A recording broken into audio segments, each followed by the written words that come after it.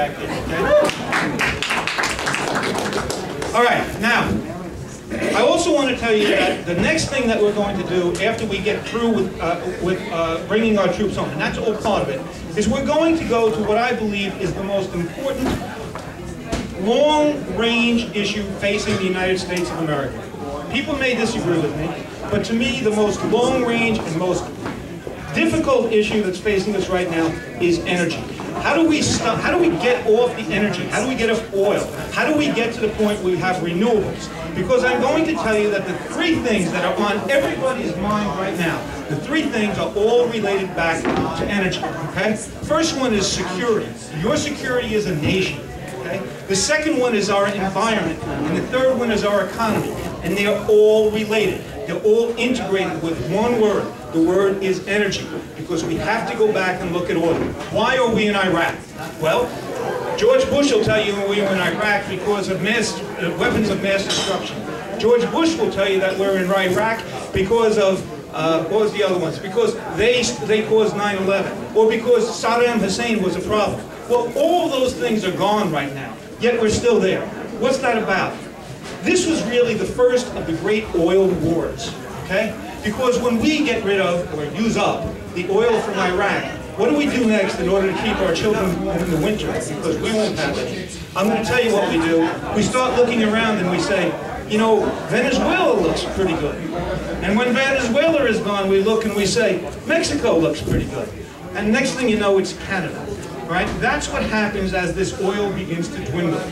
So we've got to look at it and recognize that our security as a nation, to stop these wars, to make sure that we have long-term peace, is related to how we decide we're going to handle our energy future. We must make sure that the energy future we have in the future is about renewables. And I think Al Gore is right. We only have a very small window to do this. And I propose something, I think you might be familiar with what's called the Apollo program. Over the next 10 years, we have to make this transition. I believe we can. I believe in American ingenuity, and we will. That's the security issue. The next part of the issue is the environment and the economy. Let's talk about how they work together, okay? Obviously, the environment benefits if we can get off of oil, all right? If we can get off not just of oil, but virtually all carbon fuels. We've got to go to the renewables. And the reason for that is because the problem that we have with global warming, our major issue, all comes from those emissions that come from our carbon fuels. We've got to change that. Most importantly, right now, what we're talking about, if you go to Staten Island, we have the largest union concentration in the entire United States. And people over there are frightened to death with respect to our economy. And they do not see the relationship, the interrelationship between oil and their economy.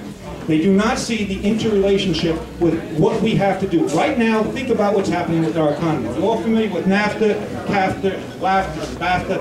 And what we're talking about there are things that they call free trade that are not fair trade. We're taking American jobs and we're sending them over to Mexico first and then China. And what we're basically doing is sending American jobs away while we're exploiting foreign workers who do not have the same environmental standards or the same employment standards, the same wage laws, labor laws that we have in the United States. We're sending our manufacturing, our future, away. How do we correct that? Well, I have a plan. Sound familiar? Yeah. Okay, I have a little bit of a plan. Here's what it comes down to. Our manufacturing has to come back here. What do we have that we have to do in order to replace oil? Okay? We know only in the last few days, something I've been talking about for 2 years incidentally, that ethanol and biofuels are not really the answer, because what's happening is throughout the entire world as they use these biofuels is we're finding people are beginning to starve. And in foreign nations, because why are they starving? What do we use to make ethanol? Corn. And when we make more corn, people aren't growing soybeans, they're not growing rice, they're not growing any number of things. We've got to change that. So what do we do here? Well, I believe that many of the technologies are already in existence or will soon be created. What technologies do we use? We use wind power. We use solar power. We use tidal power. We use geothermal power. All these are renewables. Nuclear is not a renewable, and it is not an option, okay?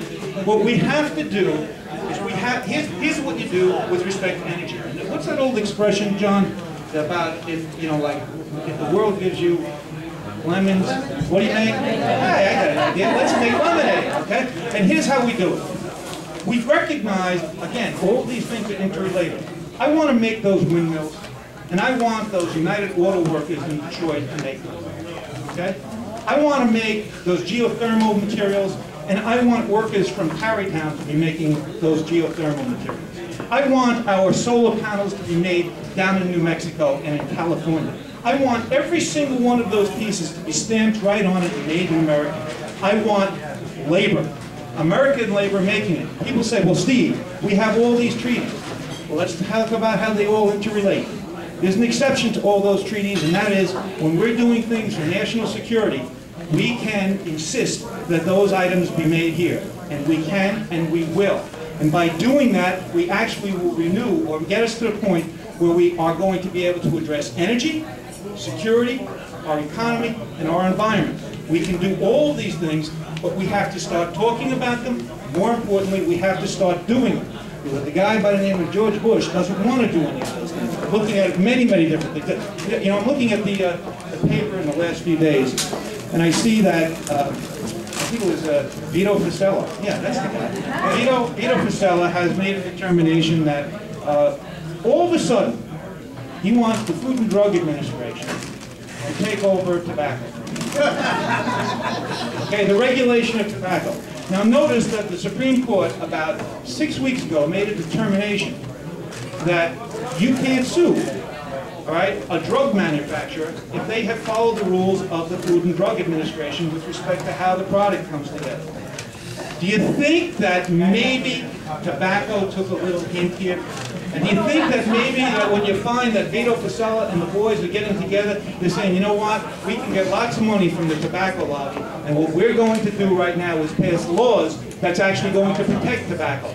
You know where he did this? He did this with 5th graders behind him and said, what we're trying to do now is to save these little 5th graders. And he said, you know what, with this is the God's honest truth. What he said is that with this new legislation, we might be able to make these cigarettes less toxic.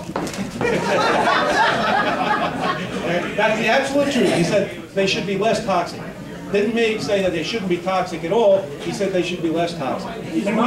And we see this over and over and over. This is the perfect example, incidentally, of what we were talking about at the beginning, the frame. Okay, when they start putting it that it's really about the children, when in reality it's about the tobacco companies.